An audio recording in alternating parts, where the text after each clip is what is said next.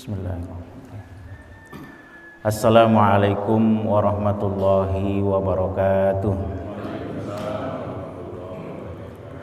Hamdan wa syukronillah wa salatu wassalamu ala rasulillah. Ashhadu an la ilaha illallah wahdahu la syarikalah wa ashhadu anna muhammadan abduhu wa rasuluhu la nabiyya ba'da ma ba'du. Hadratul mukarramin, jamaah salat subuh yang dimuliakan Allah Subhanahu wa taala. Puji syukur atas nikmat Allah Subhanahu wa taala. Kita masih diperkenankan Allah untuk bisa hadir munajat kepada Allah dalam rangka mencari ridho dan rahmatnya. Senantiasa mudah-mudahan hadirnya kita pada hari ini sebagai wujud rasa syukur atas nikmat Allah Subhanahu wa taala. Sholawat ring salam tercurah kepada junjungan baginda Nabi besar Muhammad sallallahu alaihi wasallam, keluarganya, sahabatnya. Senantiasa mudah-mudahan dengan sholawat kita mendapatkan ampunan dari Allah. Tentunya harapannya kelak di akhirat mendapatkan syafaatul uzma baginda Nabi besar Muhammad sallallahu alaihi wasallam.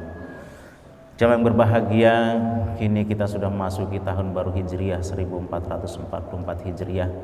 Tentunya sebagai momentum buat kita muhasabah diri, mengevaluasi apakah perbuatan kita 1 tahun yang lalu menambah positif, menambah nilai takwa dan keimanan kita, atau justru menurun. Oleh sebab itu dengan pergantian ini senantiasa mudah-mudahan menjadi evaluasi nilai ketakwaan kita kepada Allah Subhanahu wa taala. Pada kesempatan ini kita akan membahas tentang babu zamizil wajhaini, bab tentang kejelekan orang yang punya dua wajah. Dua wajah serem. Maksudnya dua wajah di sini adalah bermuka dua.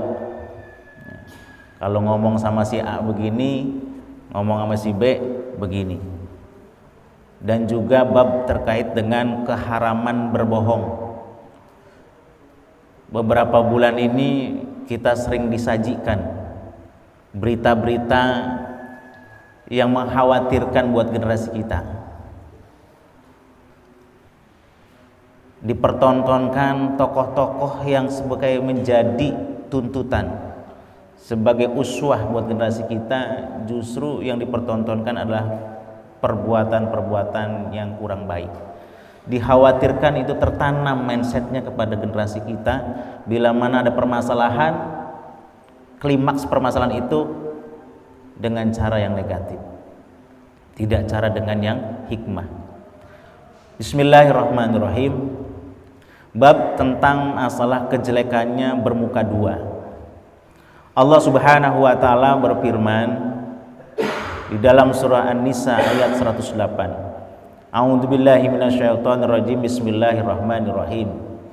Yastahfuna minan nas. Orang-orang bisa bersembunyi dari manusia. Wa la yastahfuna minallah wa huwa ma'hum. Tetapi manusia nggak bisa bersembunyi dari Allah karena Allah bersama mereka. Apapun bentuknya, bagaimanapun caranya, menyembunyikan dari Allah nggak bisa. Kita manusia. Id yubituna ma la yarda minal qaul. Di saat orang-orang pada malam hari membuat satu keputusan perkara, la yarda, tidak diridhoi Allah. Wa kana Allahu bima ya'maluna muhita. Allah itu mengetahui apa yang dilakukan oleh mereka. Hadirin yang dimuliakan Allah Subhanahu wa taala, ada satu kisah dari Mu'adz bin Jabal. Ketika Mu'adz bin Jabal berbicara kepada baginda Nabi besar Muhammad sallallahu alaihi wasallam, "Ya Rasulullah, akhbirni an qauli ta'ala."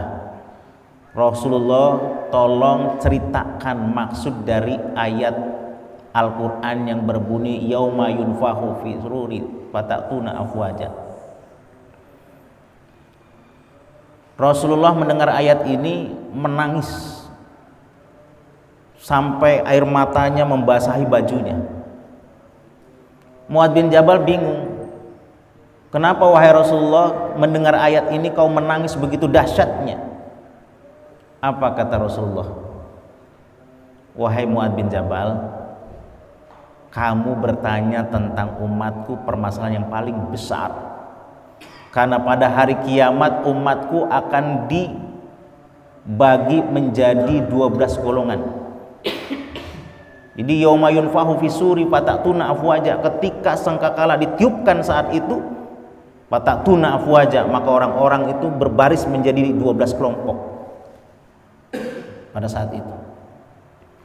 Salah satu di antaranya yuhtasuruna min kuburihim, mereka dibangkitkan dari kuburnya, antanun bainan nasi minal jaifah, aroma badannya kayak bangkai bau busuk di antara manusia. Man haula'i, wahai Rasulullah, siapa mereka ini? Dibangkitkan dari kuburnya saat itu badannya bau bangkai melebihi dari bangkai manusia.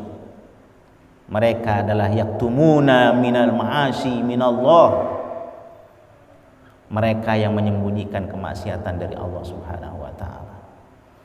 Jadi semua apa yang disembunyikan, apa yang tidak dibongkar tentang kebenaran, nanti dengan sendirinya kebenaran itu akan Allah bongkar.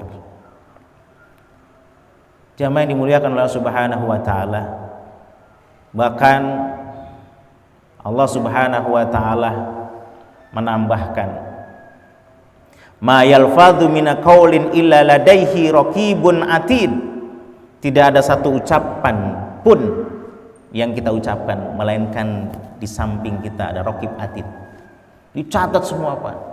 Maka dalam surah Yasin dikatakan inna nahnu nuhil mauta wa naktubu ma qaddamu wa atharahum wa kulla syai'in ahsaynahu fi imamin mubin, dicatat. Maka ini yang pada ngaji pada beruntung, dicatat semua Pak. Langkah kita dicatat, senderan kita dicatat, asarahum, bekas-bekas kita duduk di sini dicatat. Tuh. Makanya duduknya agak kencengan dikit, biar sidik jarinya tercatat. Makan jeruk, makan makanan di tempat-tempat kebaikan, sidik jari kita gitu-gitu. Quran yang ngomong, bukan saya. Asarahum, bekas-bekasnya. Jadi semua apa yang kita lakukan hari ini di dunia akan dicatat. Makanya apa yang kita lihat hari ini di media massa akan ketahuan. Tunggu aja tanggal main. Jadi hati-hati Pak, dalam berbuat, dalam berbicara, dalam apapun. Bahkan di dalam surah Yasin yang sama, di dalam surah Yasin, al yauma nakhtimu ala afwahihim wa tukallimuna aydihim wa tashhadu arjuluhum bima kanu yaksibun. Hari ini, alif lamnya di situ, hari ini, hudur, yaitu hari kiamat nanti. Nakhtim, akan aku kunci afwahihim, mulutnya yang sekarang menang berdebat, yang sekarang menang berbohong, yang sekarang menang dari segalanya. Nakhtim, kan dikunci mulutnya. Wa tukallimuna aydihim, tangan yang nanti ngomong. Wa tashhadu arjuluhum bima kanu yaksibun, kakinya nanti yang akan menjadi saksi. Nah, Bapak nih di mana-mana gitu. Ya, main perempuan lain, istri nggak tahu, tunggu aja nanti ngomong lah. Kata istri, Bapak dari mana? Enggak dari mana-mana, habis mancing. Pulangnya ragu banget, ya kan mancing rame. Nanti di akhirat, enggak mancing, habis ngoncing pondek.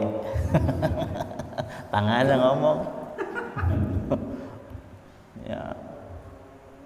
Ya kita ke hotel, ya, ngajak perempuan, hidung belang, perempuan PSK misalnya. Istri nggak tahu tuh, Papa dari mana? Rapat. Lama bener, karena perbahasannya ngejelimet. Gitu. Nanti kaki yang ngomong, enggak rapat, ke transit. Kakinya ngomong ke transit mah gitu ngomong Pak. Gitu. Semua hati-hati. Nah, apalagi ini bermuka dua. Naudzubillah min dzalik. Orang bermuka dua nanti ketahuan Pak. Di dalam kitab Gulistan, Gulistan itu kitab tasawuf karangan Syekh Musailuddin As-Sa'di As-Saraji. Di dalam kitab itu dikatakan begini ceritanya. Ada seorang raja yang mau membunuh tawanan. Ini tawanan tuh dijejerin mau dibunuh. Tiba-tiba tawanan yang mau dibunuh ini sumpah serapah, ngomong dengan bahasa daerahnya sendiri, yang dimana raja nggak ngerti dengan bahasa itu. Akhirnya raja ini bertanya kepada menteri-menterinya. Menteri yang pertama, wahai menteri, tolong terjemahkan maksudnya apa. Nah ternyata menteri ini hatinya bersih.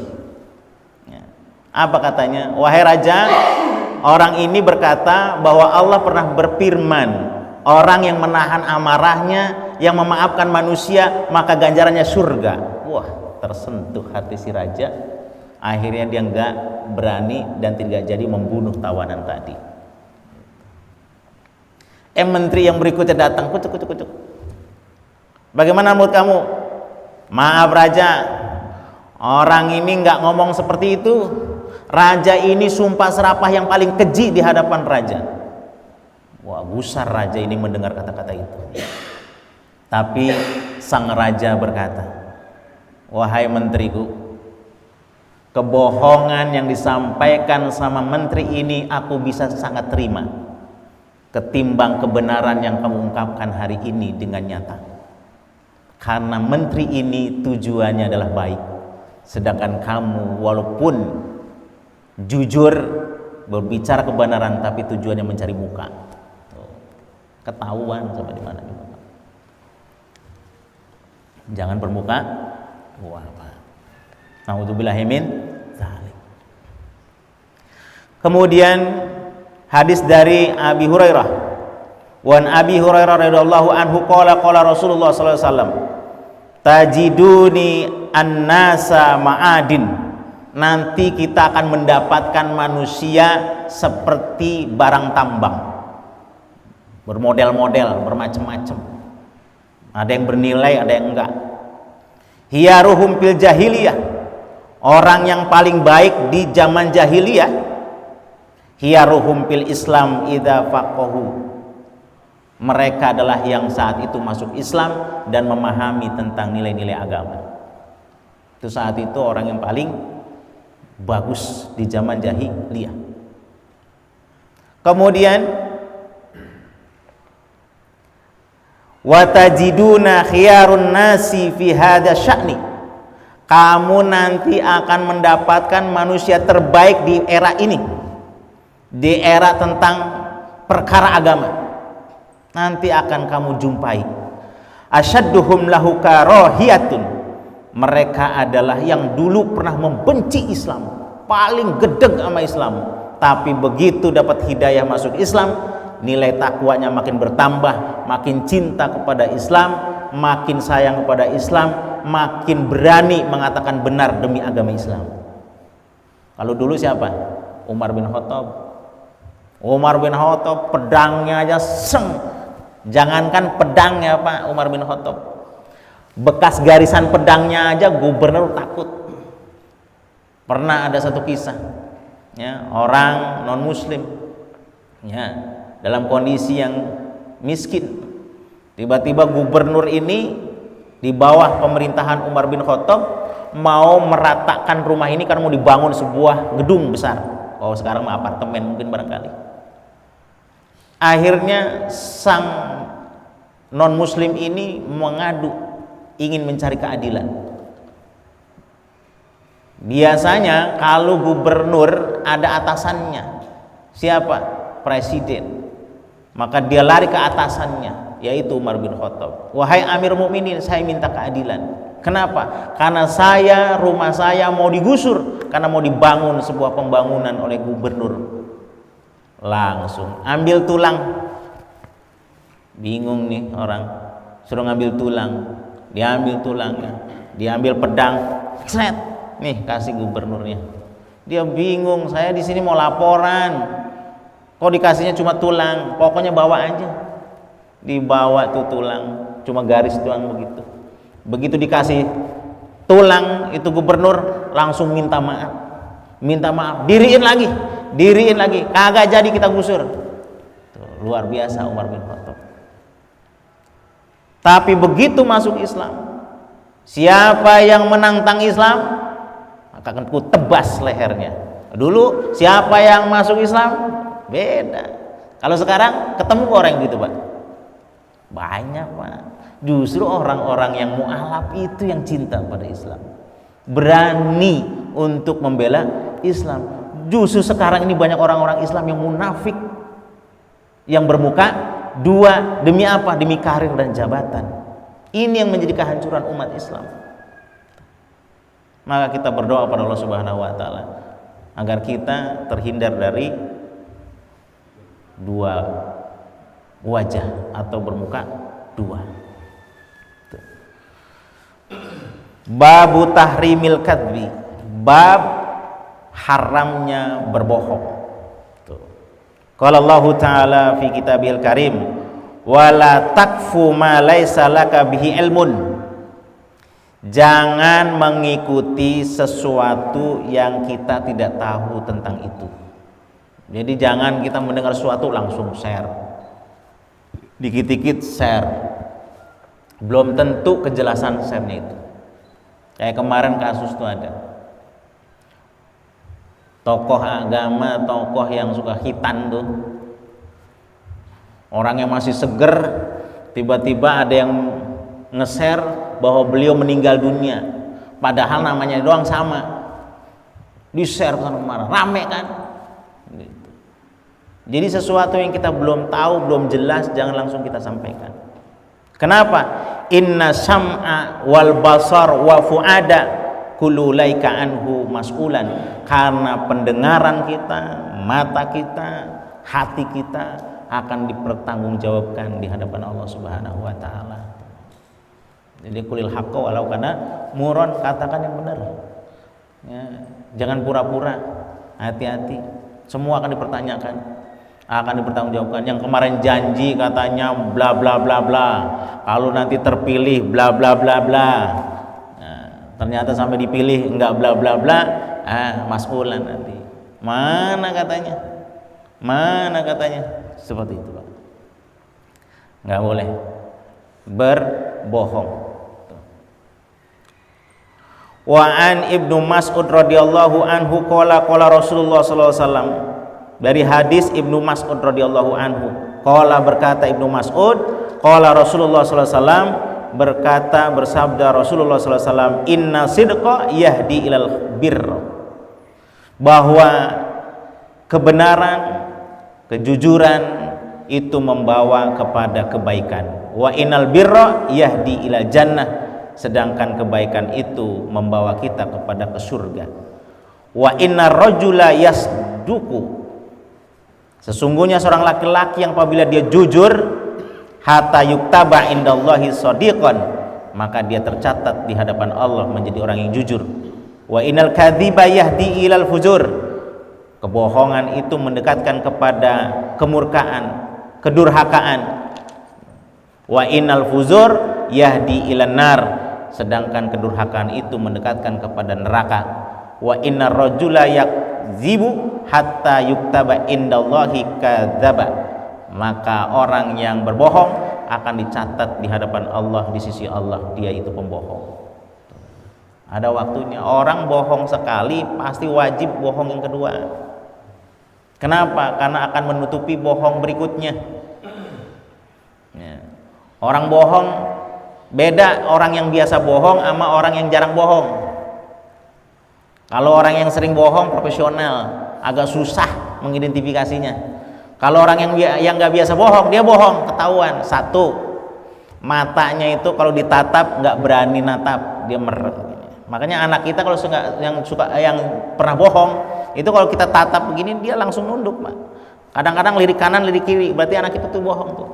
Beda sama orang yang profesional. Kalau orang yang profesional, kalau kita pelototin dia melotot, kita tekan dia makin nekan. Lihatin aja di TV. Seakan-akan tidak terjadi.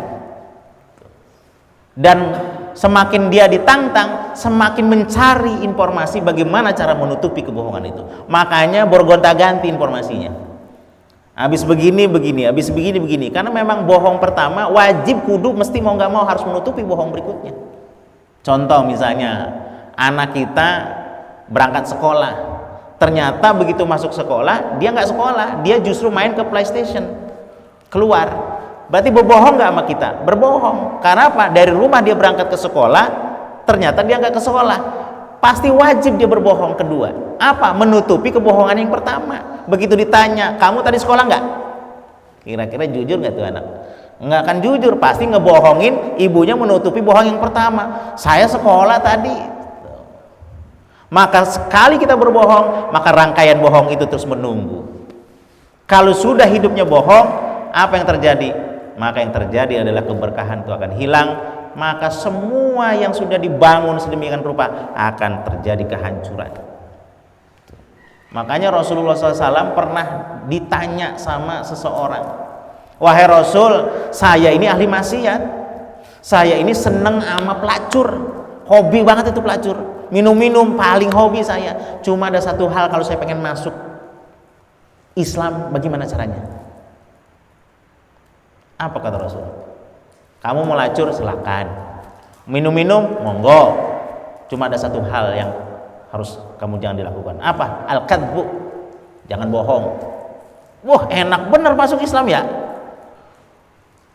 Maksiat boleh, main perempuan boleh, minum-minum boleh, cuma yang nggak boleh al-kadbu, jangan bohong, kata Rasul. Wah, girang banget nih orang.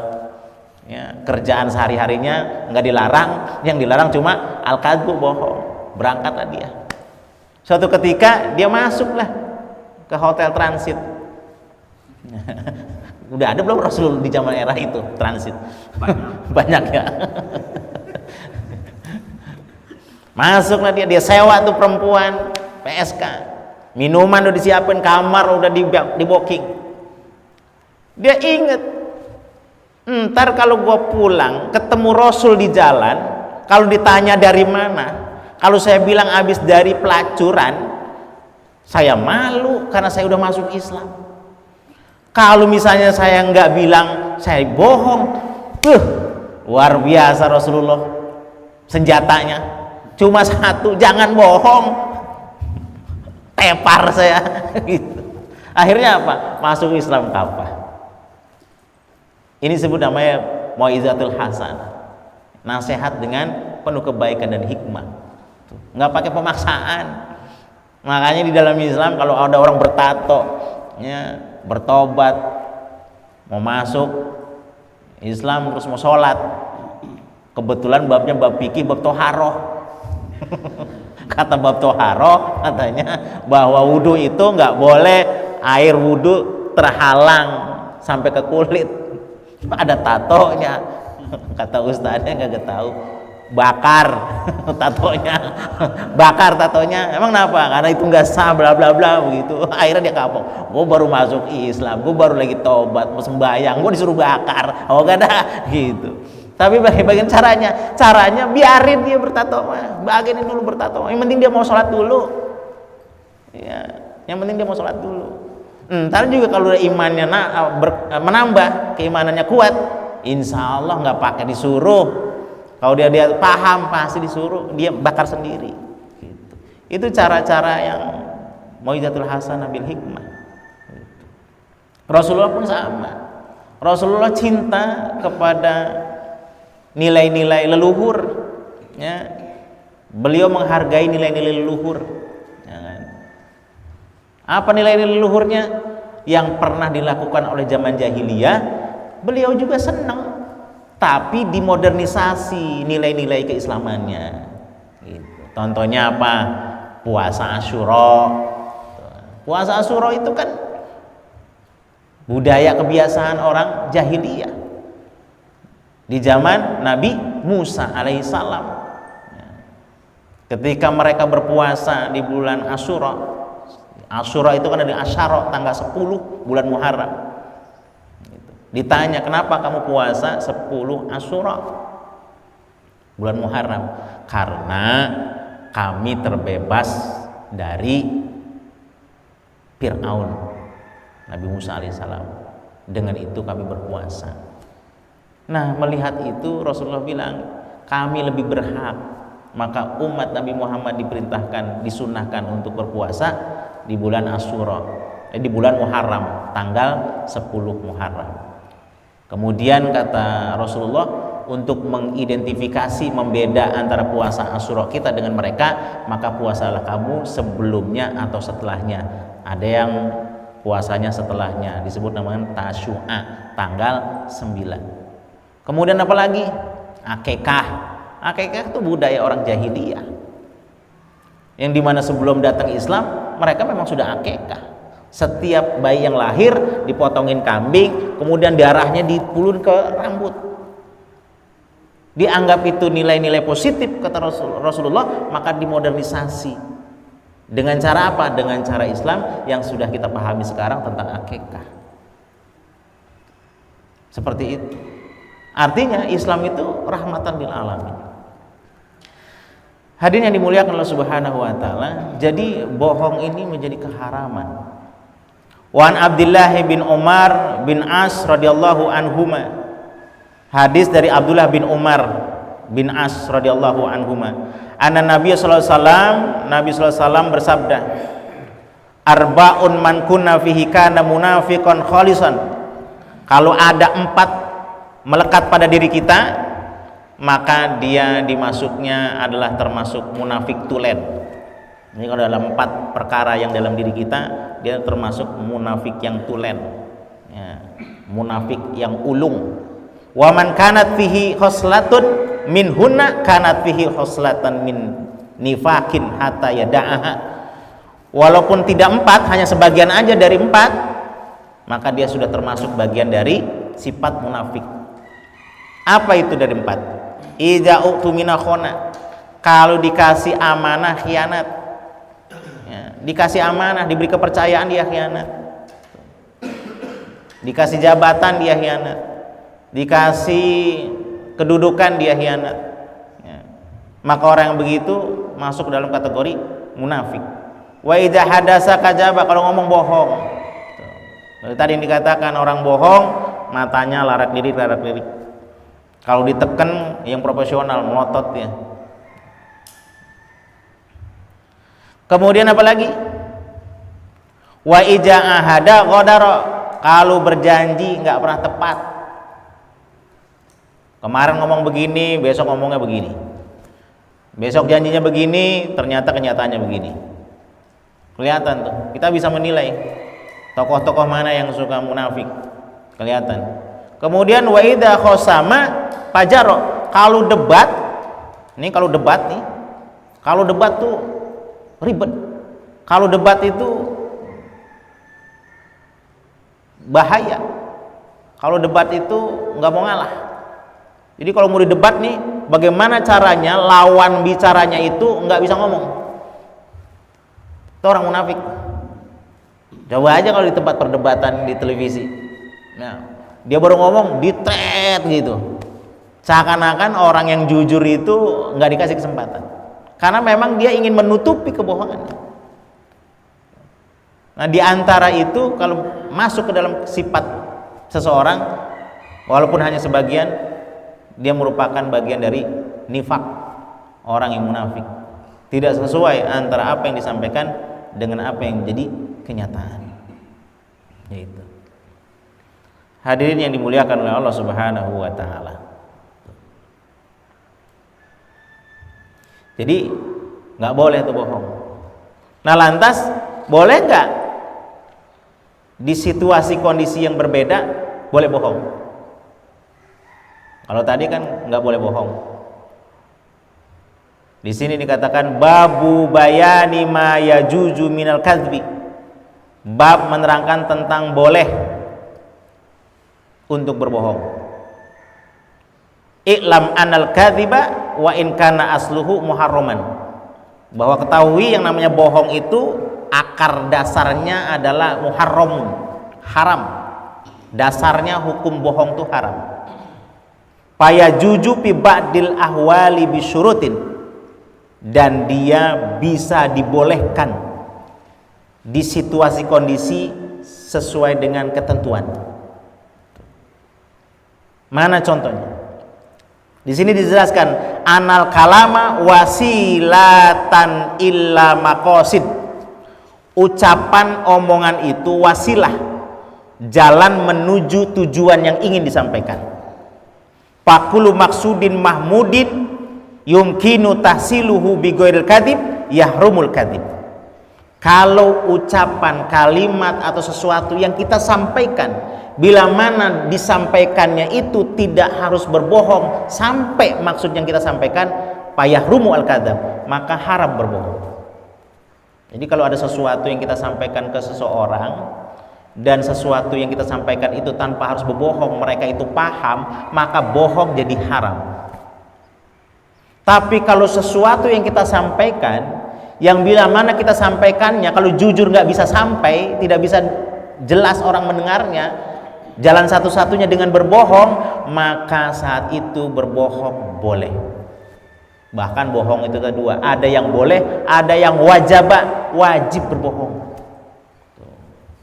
Yang mana yang boleh, yang mana yang wajib? Kita ambil patokannya, yang wajib berbohong yang mana? Salah satu diantaranya, ada orang yang zolim mau mencari orang yang dimana kalau orang itu ketemu akan dibunuh. Contohnya orang gila. Orang gila di Indonesia itu kan orang gila yang mampu bisa membunuh. Orang gila yang ada di Indonesia, Pak. Mau menyari imam masjid Darul Mutakin. Wah. Mau nyari imam masjid Darul Mutakin. Sembunyi dia di dalam bedug. Itu aja. Tiba-tiba ada orang mau nyari dia. Nah, ketemu sama DKM, ditanya, Pak DKM, mana imam yang di sini? Saya mau bunuh. Maka DKM wajib untuk berbohong. Jangan jujur saat itu mah. Begitu tanya, mana DKM imam masjid Darul Mutakin? Ada. Tuh di bedug. Mau dibantuin. No goloknya no. Jadi ada hal-hal yang prinsip yang enggak serta merta bohong itu dilarang. Ada waktu-waktu tertentu yang boleh.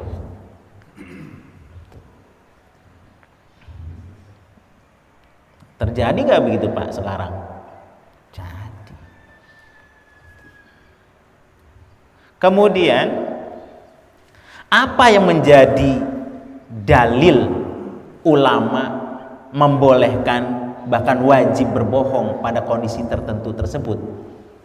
Wa istadalla al ulama bi jawazil kadzbi fi hadzal hali bi hadis Ummi Kulsum, bahwa ulama mengambil dalil bolehnya berbohong adalah hadis Ummi Kulsum radhiyallahu anha, annaha sami'at Rasulullah sallallahu alaihi wasallam, karena beliau pernah mendengar Rasulullah sallallahu alaihi wasallam yaqulu, bersabda, laisal kadzabul ladzi yuslihu bainan nas, tidak ada nilai bohong di saat itu dilakukan dalam rangka mengislah, mencari perdamaian, kemaslahatan antar manusia. Boleh. Makanya dulu ada televisi Republik Indonesia. Negara kita aman nggak Pak? Aman. Ada disebut namanya Menteri Penerangan, yang fungsinya adalah mengklasifikasi berita mana yang layak untuk ditayangkan, mana yang cukup dikonsumsi oleh bangsa kita. Sekarang Pak, tidak ada Menteri Keterangan. Bebas, 24 jam informasi bisa diakses. Baru hari ini aja yang katanya informasi itu dikonsumsinya hanya orang-orang tertentu, orang-orang dewasa. Itu kan begitu beritanya ya. Hanya itu aja Pak yang boleh disaring, yang lain bebas. Negara Amerika itu kan negara bebas, ya, negara bebas. Apalagi di daerah-daerah negara-negara Jepang Pak, itu yang namanya seks bebas. Tapi mereka bermoral. Ketika membeli sesuatu itu yang sifatnya konsumsi orang dewasa, ditanya dulu umurnya. Kalau kita di Indonesia ditanya enggak umurnya? Enggak Pak. Kalau bisa, kalau diborong siapapun yang beli jual. Gampang mengakses Pak. Makanya jangan dulu kita aman malam tahajud berdoa, ya Allah anak saya jadi anak yang soleh-solehah. Handphonenya 24 jam, pulsanya ngebet, wifi dipasang. Padahal kita lagi berdoa supaya anak soleh-solehah, dia malah lagi buka situs porno. Coba. Jadi saat-saat itu boleh berbohong. Dan kemudian zada muslimun fi riwayatin, Imam Muslim menambahkan dalam satu riwayat bahwa Ummi Kulsum berkata, walam yasma'uhu yurkhisu fi syai'in mimma yaqulun nasu illa fi salasin. Rasulullah tidak pernah mengatakan bohong itu boleh kecuali ada 3 hal yang boleh kondisi itu. Yang pertama al-harbu, saat perang. Saat perang boleh bohong untuk bersiasat kepada musuh. Boleh. Kemudian wal islah bainan nas, di saat menyelesaikan permasalahan di masyarakat. Kemudian apalagi wahadisur rajuli imra'atahu, ucapan suami kepada istri. Mana contohnya? Istri masak, ya, kebetulan sayurnya asin, dihidangkan kepada kita, dimakan serubut, asinnya sampai ke ubun-ubun. Kata istrinya, bagaimana Mas? Bagaimana Pak? Sayurnya mantap gak? Mantap. Mantap ya, matanya melotot. Mantap. Padahal asin. Dia bohong saat itu, padahal sayurnya asin, dalam rangka untuk menghargai. Banyak kan orang sekarang kan nggak berani, bahkan gengsi menghargai itu Pak. Ya, menghargai itu paling sulit. Ya. Yang kita lihat sisi negatifnya. Ya. Ya dari zaman Orde Baru dulu kan, pembangunannya luar biasa. Kadang-kadang yang dinilai negatifnya, pembangunannya nggak dilihat. Ya. Tapi pas kemari-mari baru dia bilang, masih bagus zamananku toh. Masih enak zamanku toh, kan begitu. Ya, jadi biasakan kita menghargai, ya, hasil karya orang. Kayak anak kecil coret-coret tembok, wah kita marah-marah, habis ditabokin tuh anak sampai melintir palanya. Tembok habis dicat, dicoret-coret. Karena kita nggak pernah memberikan penghargaan kepada anak, akhirnya anak itu apa? Jadi lebih berani keluar, nggak mau curhat kepada orang tuanya, nggak mau curhat kepada bapaknya monster. Harusnya apa? Diapresiasi dulu. Begitu dilihat gambarnya di tembok, diapresiasi. Wah, cakep gambar kamu, luar biasa. Kemudian diarahkan gambarnya kalau bisa di kertas. Maka anak ini punya talenta, dia bisa mengekspresikan kemampuannya. Sehingga orang tuanya bukan jadi monster, tapi tempat curhatan. Kalau sudah begitu, saya yakin anak ini akan jujur. Kalau anak sudah menilai bapaknya monster, biasanya paling gampang berbohong. Kenapa? Karena takut. Orang tuh berbohong karena awalnya takut. Begitu juga omongan perempuan terhadap suaminya. Boleh berbohong. Wallahu a'lam. Mudah-mudahan dengan apa yang saya sampaikan, kita tidak lagi melakukan hal yang negatif melalui kata-kata bohong dan juga muka dua. karena itu berdampak tidak hanya pada manusia tapi juga kepada kita secara individu. Mudah-mudahan diri kita tercegah dari perbuatan bohong dan juga bermuka dua. Wallahu a'lam. Wassalamualaikum warahmatullahi wabarakatuh.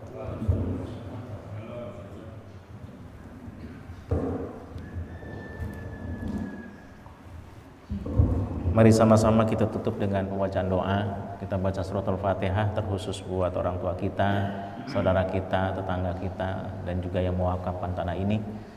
Mudah-mudahan di lapang kuburnya diterima segala amal ibadahnya. Al-Fatihah.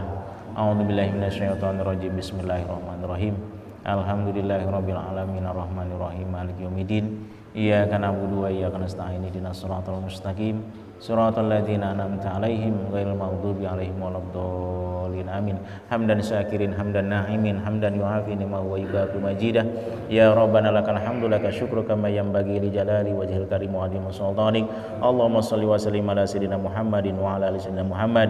Allahumma inna nas'alukal huda wasyadad. Allahumma inna nas'alukal huda wat tuqa wal afafa wal ghina. Allahumma musyarrifal qulubi sharif qulubana ala taatik.